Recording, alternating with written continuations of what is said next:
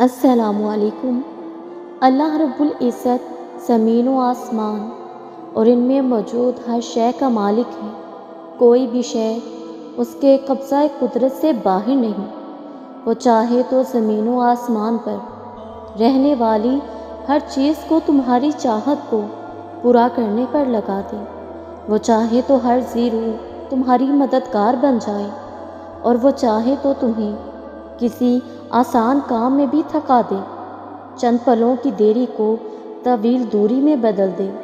وہ چاہے تو کن فرما کر ایک ہی بار میں جھولی بھر دے، اور اگر وہ چاہے تو لمحے عرصے دعاؤں کے طریقے سکھائے اور پھر صبر سے ملوا دے۔ ہاں، وہ دیتا ہے، سب کو دیتا ہے، لیکن کسی کے نصیب میں ایک ہی پکار پر اور بنا عرض کے ملنا لکھا ہوتا ہے، اور کسی کے نصیب میں دعاؤں کو اونچا مقام بخشا جاتا ہے کہ کب تم پوری شدت سے اپنی پسند اس کے سامنے رکھو اور پھر اپنی چاہت پر اسے مناؤ تاکہ تمہیں نوازا جائے، اور جان رکھو کہ وہ اپنے در پر آئی ہوئی صداؤں کو کبھی رد نہیں کرتا۔ بے طلب تو کچھ نہیں ملتا، اور جب طلب ہی نہ ہو تو پھر دل کو کوئی شے بھی نہیں بھاتی۔ اس لیے پہلے وہ تمہارے دل میں اس شے کے لیے تڑپ پیدا کرتا ہے، پھر اس کے حصول کے لیے دعا کا راستہ دکھاتا ہے، اور آخر میں جب تم کندن مثال بن جاتے ہو تو پھر وہ تم پر اپنی عنایات کا در کھول دیتا ہے تاکہ تم اس کی رحمتوں کو بہترین طریقے سے محسوس کر سکو۔ سنو، یہ مت سوچو کہ جو مانگ رہے ہو، جس کے لیے تڑپ رہے ہو، اسے حاصل کیسے کرو گے، کیونکہ اس کا انتظام تمہارا رب تمہارے سوچنے سے بہت پہلے کر چکا ہے۔ تمہارا یقین اور تمہاری دعائیں ہی تمہارے حالات بدلتی ہیں، اور جب اللہ رب العزت تمہیں خود سے رجوع کرنے کی توفیق دے دیتا ہے تب وہ قبولیت کو تمہاری تمام دعاؤں کا مقدر بنا دیتا ہے۔ جب تمہاری ہر کوشش ناکام ہو جاتی ہے تب تمہاری دعائیں ہی تمہیں ان چیزوں تک لے کر جاتی ہیں جن تک پہنچنے کا تم تصور بھی نہیں کر سکتے۔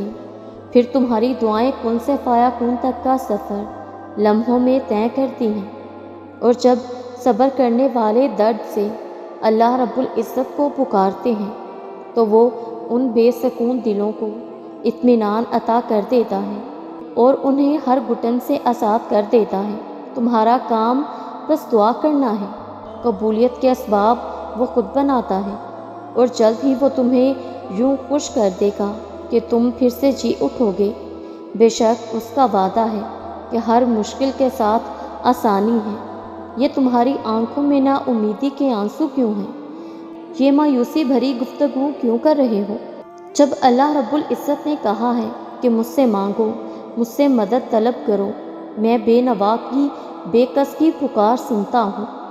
جب وہ مجھے پکارے تو پھر سچے دل سے اسے پکارو، دعا کے لیے ہاتھ اٹھاؤ، اس یقین کے ساتھ کہ اس کا وعدہ ہے کہ وہ اپنے بندے کو تنہا نہیں چھوڑتا، اور وہ دعا کے قبول کرنے والا بھی ہے۔ سنو، جب اللہ رب العزت تمہیں آزمائش میں ڈالتا ہے نا تو پھر اس سے نکلنے کے اسباب بھی وہ خود ہی بناتا ہے۔ اگر تمہاری زندگی طوفانوں کی زد میں آ جاتی ہے نا تو وہ تمہیں ان طوفانوں سے لڑنے کے لیے ہمت بھی عطا کرتا ہے، اور تمہیں ان طوفانوں میں اڑان بھرنے کا ہنر بھی دے دیتا ہے۔ وہ تو تمہیں دکھ درد میں مبتلا تب ہی کرتا ہے جب وہ تمہیں اپنے روبرو دیکھنا چاہتا ہے، جب وہ تم سے ہم کلام ہونا چاہتا ہے۔ وہ تمہاری راتوں کو نیند سے خالی اس لیے رکھتا ہے تاکہ تم رات میں اس سے راز و نیاز کرو، اسے اپنے غم سناؤ، اس سے اپنے لیے آسانیاں اور خوشیاں مانگو، اسے راضی کرو کہ وہ تمہارے لیے معجزوں کا در کھول دے۔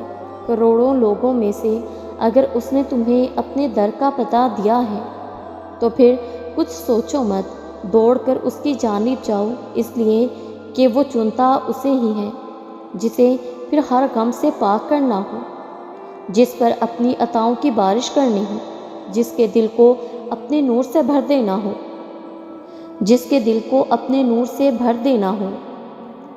تو پھر 24 گھنٹے کے اس دن رات میں کوئی نہ کوئی ایسا لمحہ تو ضرور ہونا چاہیے جس میں آپ کے اور آپ کے رب کے درمیان کوئی تیسرا نہ ہو، نہ کوئی سوچ ہو، نہ کوئی انسان ہو، نہ کوئی چیز ہو، نہ کوئی کام ہو، بس آپ ہوں اور آپ کا رب ہو، اور اپنے رب سے خلوص و محبت یا ندامت و خوف کے آنسو پر محیط طویل یا مختصر گفتگو ہو۔ اللہ تعالیٰ سے دعا ہونی چاہیے۔ اللہ تعالیٰ سے دعا کریں، یا اللہ مجھے آخرت کو سنوارنے کی کوشش کرنے والوں میں رکھ اور میرے لیے اپنے راستے کو آسان تر فرما دے۔ آمین ثم آمین یا رب العالمین۔